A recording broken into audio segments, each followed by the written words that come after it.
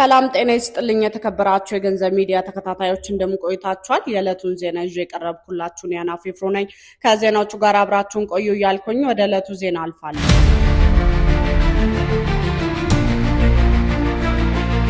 የዜጎች ድምጽ በሚል ርዕስ የወጣው የቲክቫ ኢትዮጵያ ዘገባ እንደሚያመለክተው የህዝብን ድምጽና የዜጎችን የመልካም አስተዳደር ጥያቄ ለመቀበል ወደ ስፍራው አምርቶ የነበረው ጋዜጠኛ በአዲስ አበባ ፖሊስ አባላት አሸባሪ ነው በሚል ተፈርጆ ለ30 ደቂቃ ያህል በቁጥጥር ስር ውሎ ተለቋል። ክስተቱ የተፈጠረው በኮሪደር ልማት ምክንያት ከካዛንቺስ ተነስተው በገላንጉራ ሳይት ወይም የካዛንቺስ ልማት ተነሺዎች መንደር የሰፈሩ ነዋሪዎች አካባቢያችን እንዲለማለን በሚል ያላቸው የልማት ሐሳብ ለቲክቫ ኢትዮጵያ በጽሁፍ አቅርበው በነበረበት ወቅት ነው። ጥያቄያቸው ለከተማዋ ከንቲባ ወይዘሮ አዳነች አቤቤ ደርሶ ምላሽ እንዲሰጣቸው የፈለጉት ነዋሪዎች ቃላቸውን ለመስጠት ጋዜጠኛውን በጋበዙበት ወቅት የቲክቫ ኢትዮጵያ ባልደረባ ቦታውን ለመመልከት ሲያመራ ያልተጠበቀ ወከባ አስተናግዷል። ህጋዊ የጋዜጠኝነት መታወቂያው እንዲያሳየም በቦታው የነበሩ የፖሊስ አባላት ይሄ በቲክቶክ የፖለቲካ ቪዲዮ ሊሰራ ነው፣ አሸባሪ ነው፣ ምንም አትጠይቁት፣ ዝም ብላችሁ እሰሩት፣ ቶሎ ስልኩንና መታወቂያውን ቀሙት በማለት ክብር በማይመጥን መልኩ አዋክበውታል። ፖሊሶቹ ጋዜጠኛውን ለ30 ደቂቃ በጣቢያ ካሰሩት በኋላ የያዘውን የድምጽ ቅጂ እንዲያጠፋ በማስገደድና ነዋሪዎችን ቃለ መጠይቅ እንዳያደርግ በመከልከል ከስፍራው አባረውታል። አልፎ ተርፎም ለነዋሪዎቹ ጋዜጠኛው ለአዳነች አቤቤ ያደርሳለሁ እያለ ያወናበዳችሁ ነው በማለት ያልተነገረውን ቃል በመናገር ህዝብና ጋዜጠኛውን ለማራራቅ ሞክረዋል። የካዛንቺስ የልማት ተነሺዎች ለከንቲባው ያቀረቡት ጥያቄ ግን እጅግ ምክንያታዊና ለአስተዳደሩም አዲስ ወጪ የማይጠይቅ ቀላል ጥያቄ ነው። ሰፈሩ በአሁኑ ወቅት 18 የኮንዶሚኒየም ብሎኮች ብቻ ያሉት ሲሆን ቀሪው ክፍል በሙሉ በመጋዘኖችና በፋብሪካዎች የተከበበ በመሆኑ ነዋሪው ጥቂት ነው። በዚሁም ምክንያት መንግስት ጠዋትና ማታ ከሚያቀርበው አውቶቡስ ውጪ ሌላ ምንም አይነት የትራንስፖርት ባለመኖሩ ህዝቡ ለከፍተኛ እንግልት ተደርጓል። ነዋሪዎቹ ለመፍትሄነት የጠቆሙትን ሐሳብ በመንደሩ ውስጥ በአሁኑ ወቅት መጋዘን ለመስራት ታጥረው የተቀመጡ ሰፋፊ ክፍት ቦታዎች ስላሉ ለመጋዘን ለባለቤቶቹ ሌላ ቀያሪ ቦታ በመስጠት በእነዚህ ቦታዎች ላይ መንግስት በሌሎች አካባቢዎች ሊገነባቸው ያሰባቸውን ተጨማሪ መኖሪያ ብሎኮች እዚህ ቢገነባቸው ህዝብ እንደሚበዛና አካባቢው እንደሚደምቅ ነው። ይህ ሲሆን የትራንስፖርት ችግሩም በራሱ ጊዜ የሚፈታ ሲሆን አካባቢው ቀድሞውኑ አስፋልት መንገድ፣ ትምህርት ቤትና ጤና ጣቢያ የተሟላለት በመሆኑ ተጨማሪ ቤቶች ቢገነቡበት ለሚመጡትም ሆነ ላለው ነዋሪዎች ትልቅ ልማት እንደሚሆን ገልጸዋል። ነዋሪዎቹ እንዳሉት አካባቢው በአብዛኛው በመጋዘኖች የተከበበ በመሆኑ ከትራንስፖርት አማራጭ እጥረት በተጨማሪም የደህንነት ስጋት መኖሩ ምንም አይነት የስራ ዕድል አለመፈጠሩንና የመብራት ወራዊ ክፍያ አከፋፈል ስርዓት ልክ አለመሆኑ አረጋግጧል። በዚህም ምክንያት የሞቀ ስፍራዎችን ለልማት ለቀው የወጡት እነዚህ ዜጎች መንግስት ከካዛንቺስ አንስቶ እዚህ እንደጣለን ሁሉ አሁን ደግሞ ከሰፈርንበት መልሶ ሊያነሳን ይሆን በሚል ከፍተኛ የስነ-ልቦና ጭንቀትና ስጋት ውስጥ ወድቀዋል። የሞቀ አካባቢያችንን ለልማት አስረክበው የመጡ ዜጎች ድምጽ እንዲሰማና ይህ ቀለል መልካም አስተዳደር ጥያቄዎች ለከተማው አስተዳደር እንዲደርስ ትኩረት ሊሰጠው ይገባል።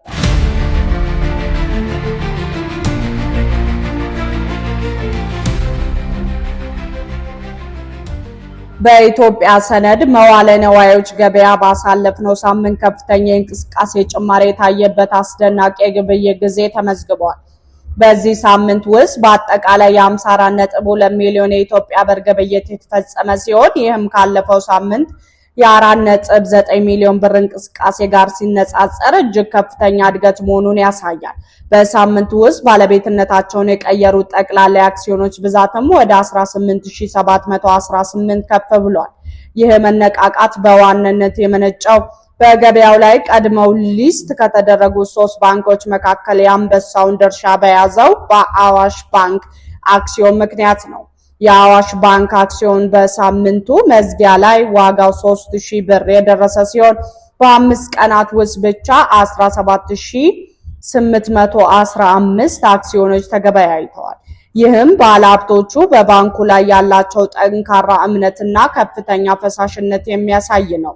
በሌላ በኩል የወጋገን ባንክ አክሲዮን በ1180 ብር መዝጊያ ዋጋ 902 አክሲዮኖችን በመገበያየት ከ1 ሚሊዮን ብር በላይ ማንቀሳቀስ ችሏል። በተቃራኒው የገዳ ባንክ አክሲዮን ምንም አይነት የዋጋ ለውጥ ሳያሳይ በ1130 ብር ዋጋ አንድ አክሲዮን ብቻ የተሸጠበት በጣም ቀዝቃዛ ሳምንት አሳልፏል።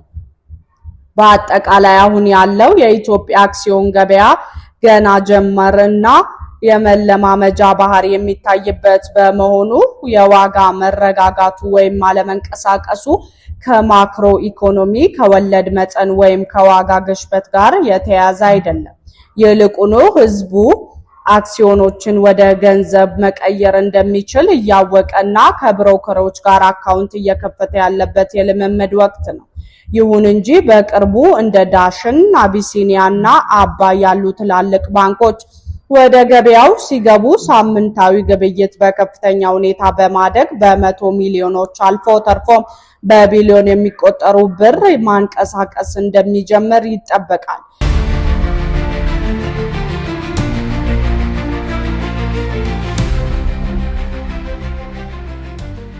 በታሜ ታፒሴሪ ባለቤቶች መካከል የተነሳው ከባድ የወንጀል ክስ የታሜ ታፒሴሪ ድርጅት መስራች የሆነችው እህት በባልደረባዋና በባሏ የደረሰባትን አካላዊ ጥቃት የሚያሳዩ የፎቶ ማስረጃዎችን ይፋ አድርጋለች። እሷ እንደገለጸችው ከሆነ ጥቃቱ በቤተሰብ ደረጃ ብቻ የቆመ ሳይሆን እሱ በላካቸው ሰዎች አማካኝነት በድርጅቱ ሰራተኞች ላይ ጭምር ዛቻና ድብደባ የተፈጸመ በመሆኑ ስራዋን በነፃነት መስራት አልቻለችም። ይህን ግፍ እና ጫና ለመመከት እንዲሁም አብረዋት የሚሰሩትን ሴቶች መብት ለማስከበር ጉዳዩን ወደ ሚዲያ ይዛ ለመምጣት መገደዷንም አስታውቃለች።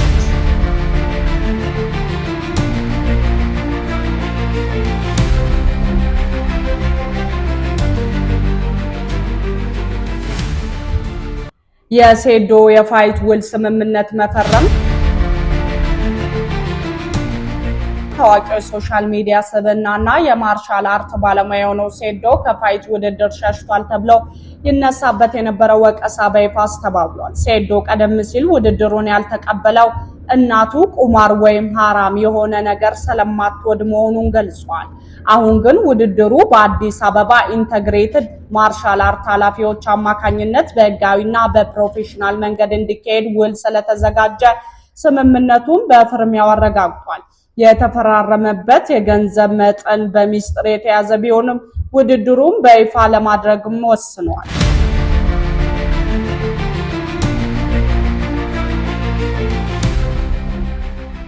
የአርቲስት ቴዲ አፍሮ ጓደኞች የፍርድ ቤት ክርክር በህገወጥ የጦር መሳሪያ አደንዛዥ ዕፅ መገኘት እና ሁከት በማስነሳት ወንጀል ተጠርጥረው በቁጥጥር ስር በዋሉት የቴዲ አፍሮ የቅርብ ጓደኞች ላይ የተደረገው የፍርድ ቤት ክርክር አነጋጋሪ ሆኗል። የፖሊስ ምርመራ በሐዋሳ ከተማ ተከስተው ከነበሩ ጉዳዮች ጋር የተያያዘ ሲሆን ተከሳሾቹ ወደ ስፍራው አቅንተው የቴዲ አፍሮ ሙዚቃ ለማዳመጥ አስበው ሳይሳካላቸው መቅረቱን እና ይህንን መረጃ አንደኛው ለሌላኛው ማካፈሉ እንደ ወንጀል መነሻ መወሰዱ ጠበቆቹ ተቃውመዋል። ጠበቆቹ መረጃ መለዋወጥ መብት እንጂ ወንጀል አይደለም ብለው ቢከራከሩም ፍርድ ቤቱ ግን የዋስትና ጥያቄያቸውን ውድቅ በማድረግ ለፖሊስ ተጨማሪ 9 ቀን የምርመራ ጊዜ ፈቅዷል።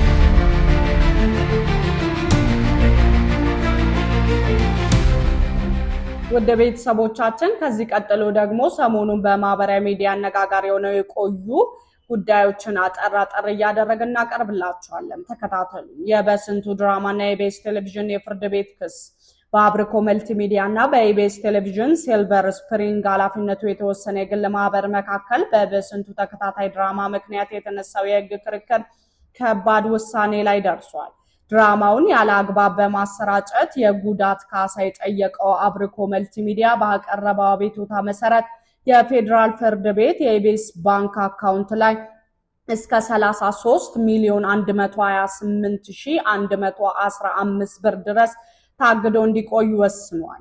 ይህ እገዳ የተጣለው ተከሳሹ ፍርዱ ከመጠናቀቁ በፊት ገንዘብ ሊያሸሽ ይችላል የሚል ግምት ውስጥ በማስገባት ሲሆን ትዕዛዙም ለሁሉም ባንኮች ተላልፏል።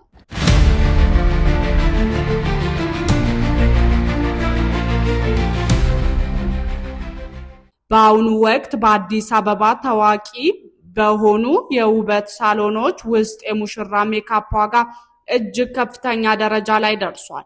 ለአንድ ሙሽራ ለፎቶ ቀን፣ ለሰርግ ቀን እና ለመልስ ቀን የሚያገለግል ሙሉ የ3 ቀን ፓኬጅ ዋጋ መነሻው 135,000 ብር መሆኑ ተገልጿል።